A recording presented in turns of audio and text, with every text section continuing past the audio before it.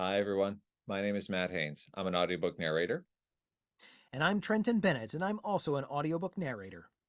and we're here to discuss things that we are discovering and think are worth sharing with colleagues in the creative storytelling field. And right now, we've got something that applies for both narrators and authors, or rights holders, which is following up when you are rubbing shoulders with people at events. And Trenton has been Indiana Jonesing through events for the last 90 days and has some wonderful insights.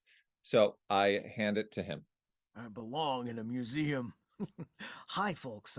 Yes, I've been doing a lot of traveling this year, and there's one theme that keeps coming back again and again. You always want to follow up when you get done with these events. Follow up, give people a reminder, say, "Hi, I'm here," and give them more info. For example, I read for a whole bunch of agents and casting directors and coaches a couple weeks ago, and every one of those people is going to see me read, but I'm not going to have the time to say, "I do this, I specialize here, I'm looking for this work, and I'd like to do one of those." You don't have time to get into that. Follow up with them. That's where you follow up. The other piece of that, though, is that they're expecting you to do that. These people are all saying, "I'm so excited at meeting someone new. I'm so interested in, for example, the Apex speed dating. I got to hear this person talk about themselves for 30 seconds, but there's more to it than that. If you get a chance to shake hands, have lunch, have a conversation, what have you, you still send a follow up email with all the basic information. Here I am, here's my website, here's my socials, here's what I want to do." And the reason I'm kind of going on about this is that number one, you don't have to be best pals, but that also means number two, they know you're there looking for work. So you don't have to apologize and say, "Sorry, I thought I'd send an email. I hope this is okay." Be Hmm. okay with it because they are too. They want to hear from you. So that brings me to the next point, and this is something I hear again and again from publishing companies and others, which is they get so many emails from people. I know I'm telling you to email people, but oh, they get a lot. They read all of their emails. They listen to every single one of their auditions. They have to, that's their job. But that's also why they may not reply to you. So follow up, but don't expect a reply. And don't think if they don't reply that they don't want you. Because one of the things I keep hearing is they get a voice or a name or a face in the back of their mind, and the right project hasn't quite come along yet, but it will. And when it does, you want them to think of you. And the way you do that is every couple months, send them another follow up, a little update. "Hey, just wanted to let you know this is what's been happening with me since we last met, or since I last sent you an email." Give them a short blurb about what you've been up to, where you're going, or remind them of what you want to do. There's absolutely nothing wrong with doing that. And I say that because, of course, National Novel Writers Month, NaNoWriMo, if I pronounced that correctly, and next month is the 20 Books Conference in Las Vegas for authors and publishers. When you go to that and you meet people, whether you're a narrator, whether you're an author, it doesn't matter, any creative person, when you make a connection, follow up afterwards. Just simple, short to the point. "Hi, this is me. Here's my links. It was great talking to you. Here's what I'd like to do next. Let me know if that works for you." May I interpret this from an author's point of view? Sure.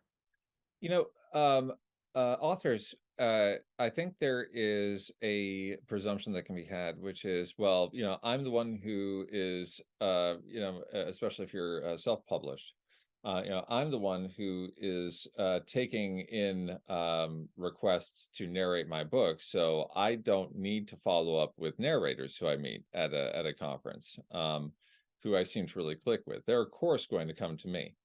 Hmm. Consider this. Um, as a teacher, if I'm an elementary school teacher, my 30 kids, I have to know each one of their names. They only have to know one name, which is mine. Okay. Yes. So, as a narrator, I have to know I have to be juggling about 6 different projects. You have only 1 project in mind. So keep in mind that you may, and you can see, folks, these collages behind myself and Trenton. This is sort of like a narrator's brain that's happening. It's very, very helpful if you follow up with a narrator that you think you click with, because the relationship with your narrator, especially if you plan to do more books in your future, which I sure hope you do, um, a narrator who is really good, who knows what they're doing, and who you have a personal connection with is worth their weight in gold. And one of the really scary things sometimes about hiring an audiobook narrator is not knowing how the relationship's going to go and whether your baby's going to be in good hands. If you sense that after talking to a narrator at a convention, then please don't presume that then you're the first thing on the narrator's mind. Yeah. Reach out. That's my interpretation. Does that sound fair? I think that's great. Yes, because it's funny. I actually have heard recently, in fact, a publisher say, I have to keep track of so many names. One of them actually had mentioned to me that their mailbox, they're like, this is my personal address, but I really need you to send it to the general address, because when I get stuff in on my personal mail address, I'm far less likely to read it because I have to read everything that comes into the general address and review it with my team. And so I'm less likely to forget it if it's going to go to a mailbox that has 8 other people reading it. And you can Right. always say, attention, Bill, or hey, Jimmy, it was great to meet you Ah, and yes, talk to clever, you. clever. Yeah, But as long as it goes where they want you to send it to, that's the important point. Like you say, like the teacher, they have to know so many names and keep track of so many details. right. Yeah. Okay, everybody. Well, I'm Matt Haynes, And I'm Trenton Bennett. as your narrators and guides through the wonderful world of audiobook production. I hope that our voices and your ears meet again real soon. Thanks, everybody. Thanks, Matt.